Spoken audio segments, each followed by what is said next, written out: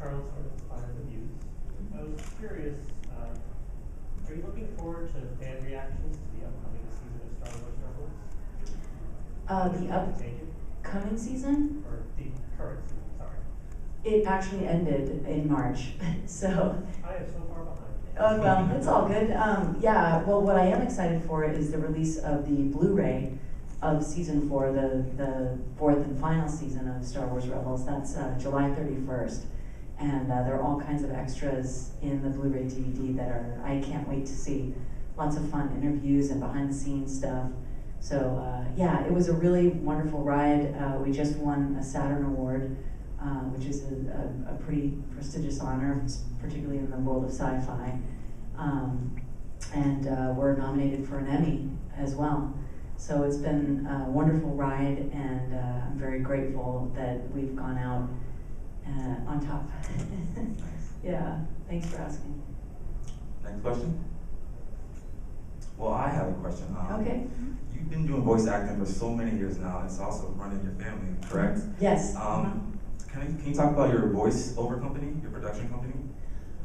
Yes, I have a production company called Marsh Productions, and I started it with Andrew Kishino, who's my ex-husband, and my best friend. He played Saw Gerrera in the Clone Wars, and he's also a hip-hop music producer. So he was producing music, and he put together my voiceover studio for me, and we were producing content, sort of all kinds of things. And anyway, we decided that, well, actually he asked for a divorce, but you know, won't get into it. But anyway, we shouldn't have gotten married. We're better friends, which is great. Which is why the company still exists, and we're able to work together. And people are like, wait, are you really divorced? Because you guys get along so well. It's just, I think maybe we're not good roommates. I don't know. But anyway, so we still continue to produce content. He produces his music under his own company, but. Yeah, I have radio stations that I work for all over the world, and I produce promos for them.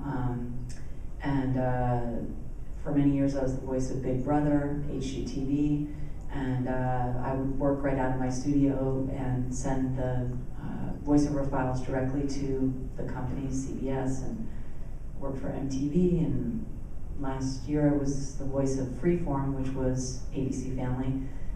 So anyway, I'm very grateful to work in all these different areas of voiceover, and Andrew really helped to make that possible by building my studio, and he's amazing. He was actually in the 4th season of Clone Wars. He came back as a Mandalorian, and he crushed it. It was awesome. Yeah, he's my best friend. He's actually house sitting for me right now. Nice. But anyway, so yeah, it's been a wonderful journey. We started the company, I think, in 2001, and here we are. So I'm very grateful. Yeah. Now, with you being in with your mother voice acting and acting throughout her life, and you being around that, how's that shaped your career? How's that helped you throughout your career so far? Oh, that's interesting. Well, my mother, she was on Knots Landing, and before that, Dallas. Her name is Joan Van Ark, and every Thursday night for 13 years. Her show was on television, and at the time, I believe I was like 10 years old when she got it, and she just sort of got skyrocketed into this place of visibility that whenever we would go out to dinner, we were never alone, because someone was like, I think when a show touches you, I don't know what your particular fandoms are, but whether, you know, even if it's the Yankees, a sports team, or, you know, whatever moves you, I know I feel particularly close to my fandoms, that when you know you actually see that person in real life, it's a very moving experience. So I would give fans that time with my mom, but it didn't ultimately seem very fun to me. It just seemed like what you give up in order to gain that visibility. I chose voiceover because I feel nobody knows who I am, which is awesome. I don't yearn for the spotlight in any way. I've heard people say some people act to be seen and other people act to hide. And I'm probably in the hiding category. I think that's why I like cosplay so much, because you can sort of let yourself go. I don't know, in the invisibility of it all in a strange way. It's very comforting to me. So I think it shaped me seeking out work in voiceover simply because I didn't want that level of, it's not really intrusion because it's what you sign up for when you do on-camera acting. But I'd rather connect with people sort of like we're connecting right now. It feels a little bit more grounded and I don't know.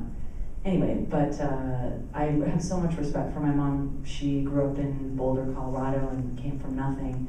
And she got a full scholarship to Yale University for drama school. And she was sort of like the golden girl of the family. And then she ended up in her first year of drama school getting a role in Piccadilly Circus in London and on Broadway. And she really just did quite well for herself. And to be on a television show for 13 years is really exceptional. You know, I think growing up I didn't understand it. I was like, well, what about me? You know, but now as I'm building my own career, I really see how she managed to have it all, and I love her dearly. So yeah, that's what it was like to grow up in the entertainment industry. Nice. Next question. Mia from _on Instagram. How has going to these conventions shaped your view on the fandom, or just hearing people's stories? Well, that's a great question. I used to go as a fan myself. So I would go to San Diego Comic-Con for years just to, you know, get comic books or, you know, do whatever to stay current on, you know, different issues. And I love Star Wars and I love Marvel. Those are sort of my two things. And there's a lot in DC that I love, but I particularly feel moved by Marvel comics. But and Lock and Key too. But oh yeah, okay, we're on the same page, right on. And then I got this part, Irwin in The Grim Adventures of Billy and Mandy. And Irwin is an African-American little boy. I didn't know the race, I just thought he was a little boy. And they admired my colorblind read. And I was like, what are you talking about? Because I guess everyone else did some sort of urban nonsense. And anyway, I got to do a panel. So I was up on the podium and I used to sit in the thing, and so it was kind of strange. It was a little out-of-body experience. And, you know, Irwin isn't like Wonder Woman. I also have done panels for DC celebrating the 10-year anniversary of the DC films in which I played Wonder Woman. And, you know, okay, that's like, okay, now you're really on a panel. But, and not to denigrate The Grim Adventures of Billy and Mandy, but anyway, it was not only hard for small children to be terrified by the fact that Irwin was played by a white female, crossing gender and racial lines. The kids are like, "Mommy," you know. Mm-hmm. But it was strange to sort of cross over, and I think equally, being such a huge Star Wars fan, I mean the saga kind of gave me the will to live throughout my life, truly. So to cross the lines and then actually be involved in Star Wars Rebels was a similar experience. But having said that, I would say social media is like the con between the cons, and I feel like I am so connected to people that I've met on social media. I feel like I've known them my whole life. It's incredible. And I know there are dangers, you know, on the interwebs and what have you, but there are also wonderful things that we can lift each other up and say, hey, follow Friday, you know, check this out. Like I really love to celebrate all that is going well in the world through social media, and I think one of those things is the different fandoms where people can sort of let their flags fly and be who they are, and I love that. Yeah, I found that safe place as a fan, and I'm able to continue to do that, even though I'm involved in some of these franchises. Most of the voiceover actors are also fans, so that's cool. They get it. It's not just a job; it's an honor. So, yeah. Thanks. Next question. I know Lucas is a little conservative with their information they give out. Do they restrict any information from the actors in Rebels, like Kanan's death or whatnot? Yeah, hi. When Hera had a baby sorry, spoiler alert if you haven't seen season 4. Sorry, dude. Yeah, we had a live fan screening. they had like a night vision camera to show, ooh, fans' reactions.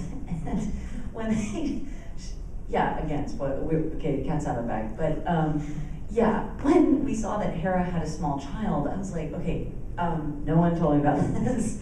When did that happen? And where are the brain tales?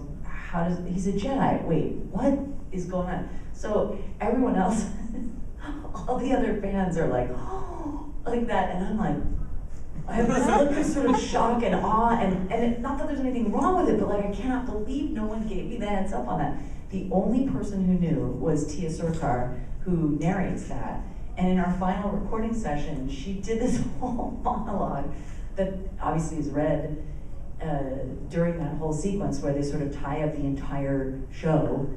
And there's Hera with a baby, you know, and now I understand why at the cast dinner following the final recording, Tia looked like she'd been run over by a car. Like she was just, and I thought, wow, she's really taking the end of Rebels like, to heart. I hope she's all right. But I think she was sitting with all the information that's in that episode. You know, the possibility that Ahsoka and Sabine could get their own narrative looking for Ezra, that Hera has a child who may or may not be a Jedi. Like, what's up with that? So she was sort of at dinner eating bread and kind of freaking out.